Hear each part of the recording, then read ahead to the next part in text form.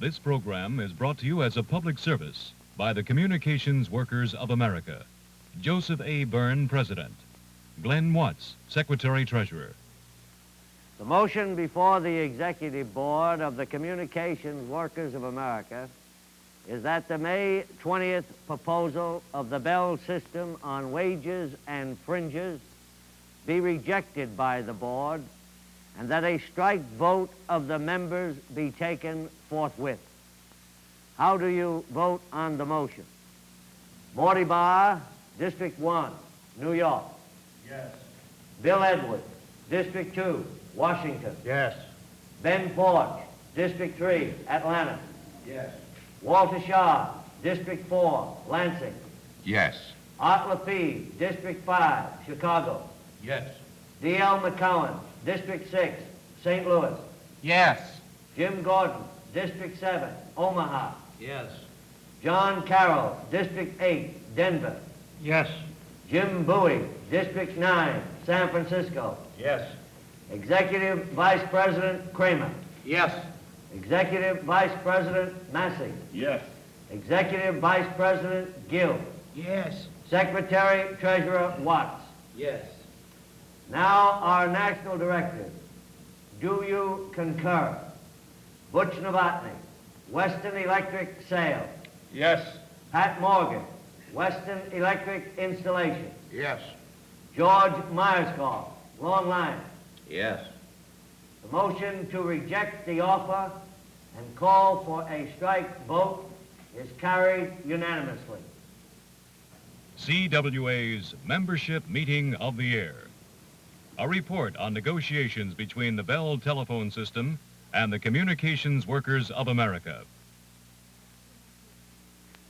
I am Joseph A. Byrne, President of the Communications Workers of America and AFL-CIO affiliate, representing over 500,000 communications workers of America.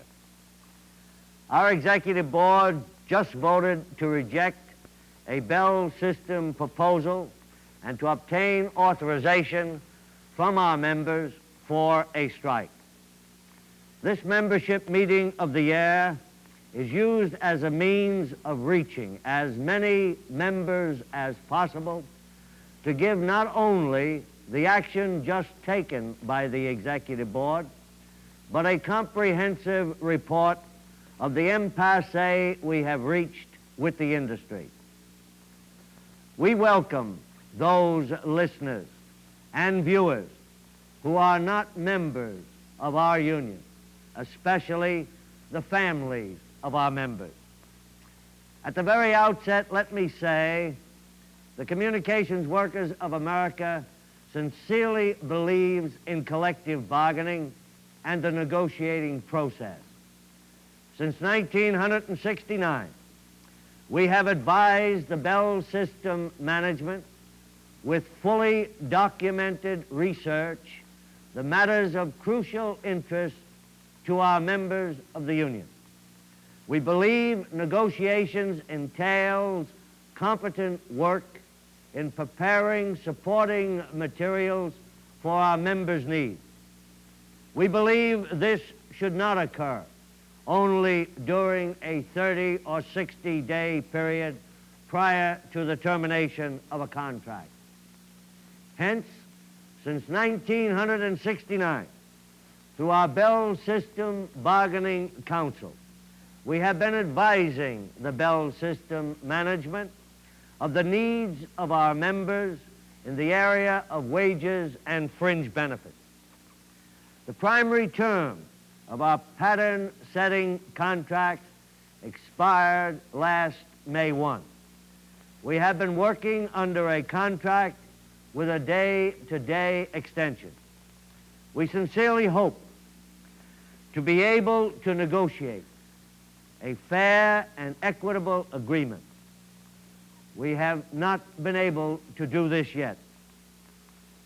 Because our members are in most of the states of our nation, we have taken this unusual step of publicly reporting the differences which separate the Bell system and the communications workers.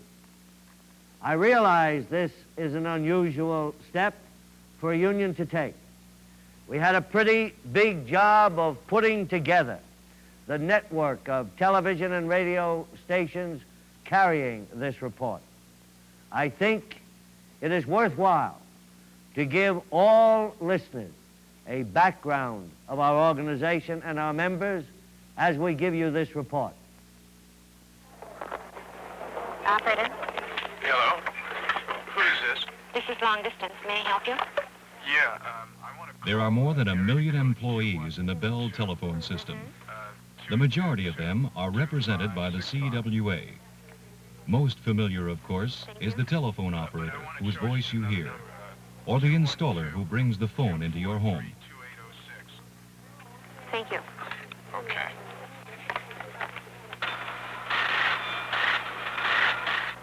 Utilizing the world's most sophisticated computer and highly specialized equipment, they can connect you with any other telephone anywhere in the world.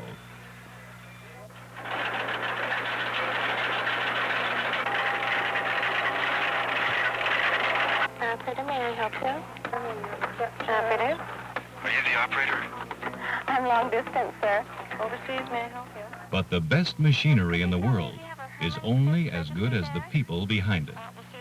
The voice that is always there, always ready to connect you with the fire or police department, or a hospital, or to give you information to make your calls easier. That's right, okay. Okay. Okay. Thanks very much for your help. Thank you. Bye-bye. Ma'am, the only thing I can suggest that you do is call the police. I'll connect you. Please wait. Yeah, I'm sorry, I don't show anything listed under the name Little, L-I-T-T-L-E, Egypt. Go ahead, San Francisco.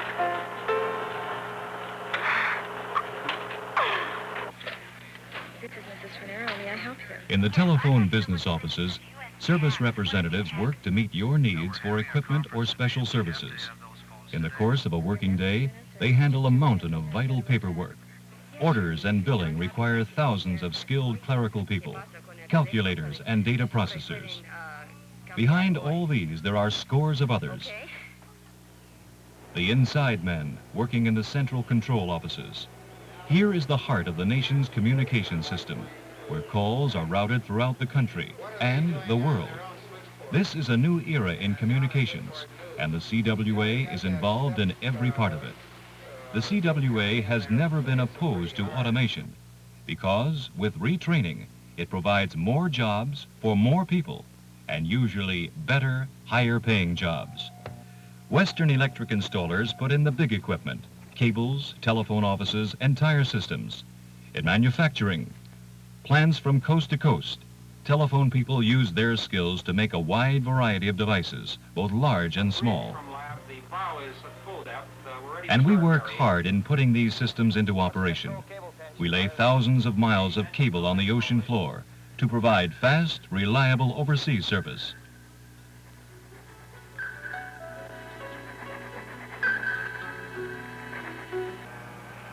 We maintain satellite communication systems and man and monitor microwave towers and relay stations where signals are transmitted to the central offices for switching to you in your home.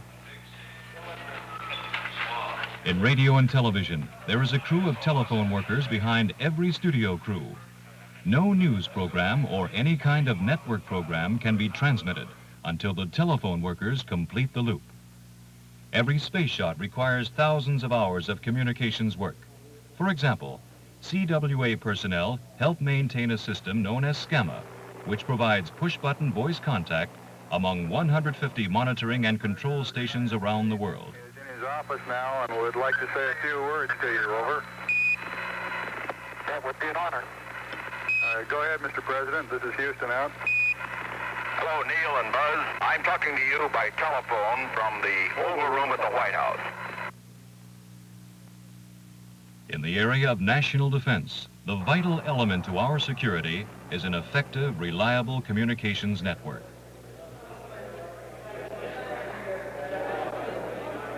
The Distant Early Warning System, the Strategic Air Command, NORAD, and civil defense agencies all depend on this nationwide link put together by communications workers in cooperation with the Department of Defense.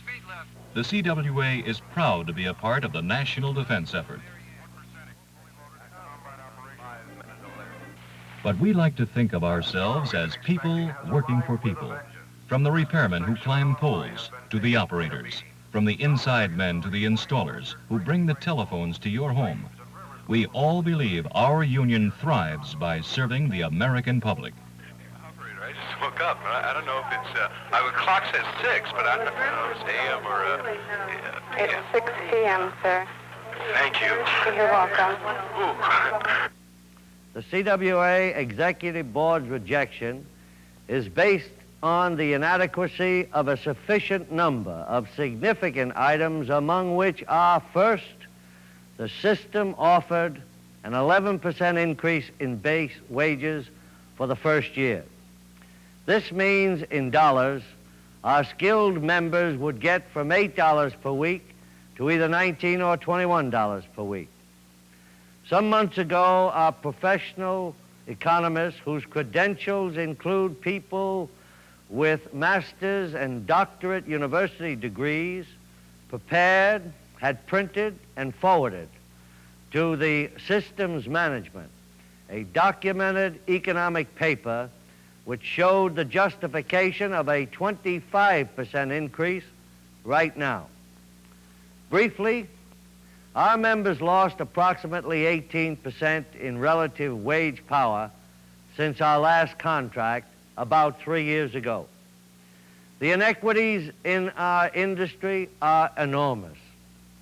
Our skilled craftsmen work side by side with people doing similar work and get, in some cases, about $50 a week less than they do. Or consider our operators, who are offered by the Bell system a new rate of only $85.50 a week. Yet the dedication of operators like Gail Willis and thousands of others is absolutely essential to the good telephone service the public is entitled to receive. Now, someone might be able to complain if our productivity were low or even going down. However, for the past 10 years, we averaged an increase of productivity of approximately 5.5%. Or finally, when a commission appointed by President Nixon orders a 13% increase in Little Rock, Arkansas, and the Congress of the United States a national 13.5% increase to signalmen on the railroad, how can our people be asked to accept an 11% offer? They shouldn't be asked to do this by anyone, much less the management of an industry which had a net profit of $2.2 billion last year. Secondly, the Bell system wants a 3-year contract. We do not object to their demand if we can agree on a cost of living arrangement and a reasonable productivity factor. We are not too far apart on the cost of living formula. However, they have offered only 3% for productivity in the second and third year. We should receive a comparable share of the projected 5.5% industry average for the 1970s. Thirdly, the proposal we rejected would also give less wages to some of our people than others who do the same work. We believe driving a wage wedge between North and South, East and West, is not fair nor equitable. We now have differentials which are too wide. They should not be made more imbalanced. If it is fair to pay less in the South or the West, then the public should not have to pay the same telephone charges regardless of where the call is originated. In this time of eliminating discrimination, we cannot accept sectional discrimination. Fourthly, we are in agreement with the management on the need for doing something to attract and keep trained workers in those cities which have core areas with grave problems. Members like Alec Johnson and Larry Buttram. All of you know that our members have to work around the clock. 24-hour service cannot be given unless people are on the job. Our women and men who must go out into the street in a tough area at all hours of the day or night deserve significant consideration. Both sides agree in principle that a money differential might attract people to work in such core areas. The management cannot be serious, however, about their alleged concern because their proposal is for only $1.80 per day for New York City only and $1 a day for the area where most of our members work. $1 a day is an unkind joke to people and companies with real employment problems. Our fifth item deals with our pension. Let me explain that there is over $8 billion in the pension plan fund. This money came from the telephone-using public. It is in a trust. It was established to take care of those who spent a lifetime of work in the industry. At present, the interest earned on the fund pays all the pension costs with money left over. Right now, a telephone operator who spends 30 years at work at a very tough and exacting job would receive only $117 a month in a pension. This is so pitifully low, we demanded that the same operator should receive at least $176 per month. Our pension is approximately based on the 1% of the last 5 years multiplied by your years of service. We seek to change the 1% to 1.5%. I've talked to a number of government people as well as a number of men in important industry jobs on our proposal. In every case, we were told we were reasonable. We have a special concern for the retired senior citizens. They were the ones who sacrificed in their younger days for pitifully low wages and made this industry the giant it is today. In their sunset years, we owe them decent human treatment, and the public has already paid for it. We cannot understand how management men who will receive from $40,000 to $150,000 in pension payments when retiring cannot recognize the need for an adequate pension for our former members and those who will retire in the next 3 years. The sixth disagreement we have deals with union security and the treatment of local officers and stewards. The federal and state laws under which we live require, as a matter of law, that we represent every single person in the bargaining unit. In our current negotiations, every improvement we secure through the negotiating process will be applied to every person in the bargaining unit. We believe it is only simple justice for people to pay for service we are required by law to give them. We believe it is only simple justice, having nothing at all to do with philosophy or freedom, for all persons in any community to equitably pay for accepted services. This is what union security is all about. Our union, like all other unions, performs a great service for employers or companies or industries during negotiations, and more especially during the life of a contract. When we reach agreement, the Bell system will have a legal document enforceable in our federal and state courts, which provides a built-in period of relative industrial peace. Our local officers and stewards in over 60,000 communities in America are instruments for this peace, and on their own time. We only have a handful of full-time officers all over the country. They cannot be expected to see every person, to handle real or fancied grievances, to run the affairs of their locals under heavy federal requirements, and still put in a full day every day as a communications worker. We do not create problems. Management does. We only try to solve the problems they cause. We want a reasonable number of local officers or stewards to be given time off without loss of pay so that a better job can be done in avoiding growing bitter confrontation. We want the maximum union security permissible by law. We want full scope arbitration on all contract matters.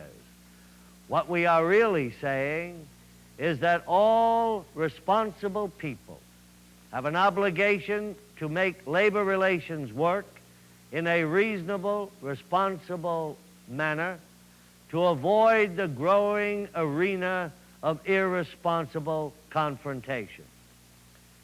We have other major questions in dispute, such as eye care, drug addiction, and alcoholism in the health field, as well as differences on approach to environmental problems. But there remains one additional all-important issue that must be mentioned.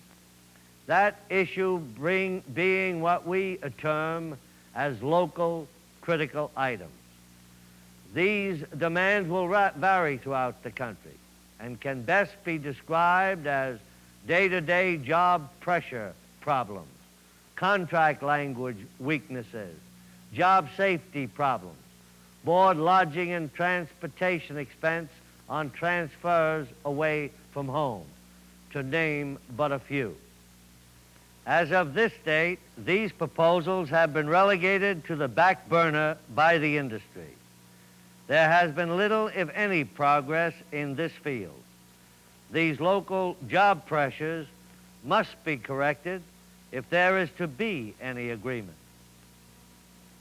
And so, these are some of the major issues separating the communications workers of America and the Bell system.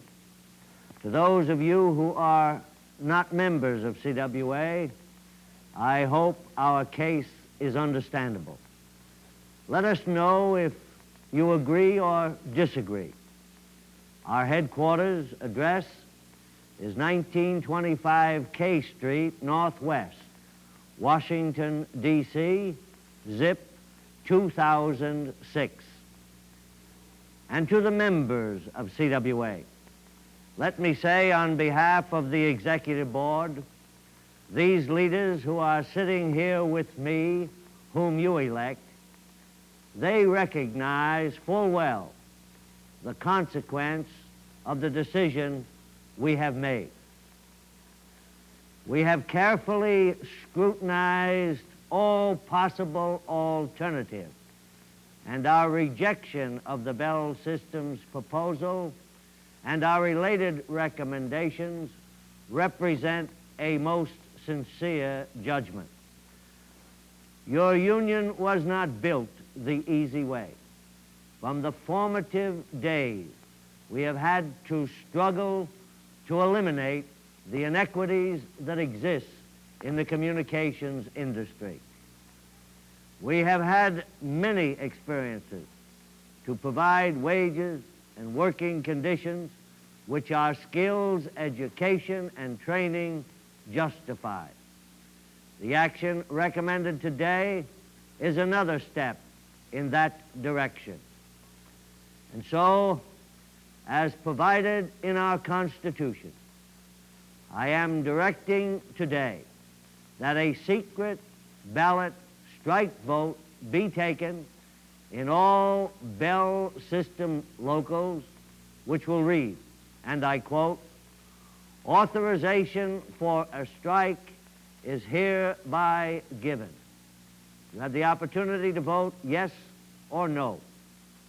Finally, I would be remiss in my responsibilities based upon the collective bargaining picture today if I did not urge you to vote yes.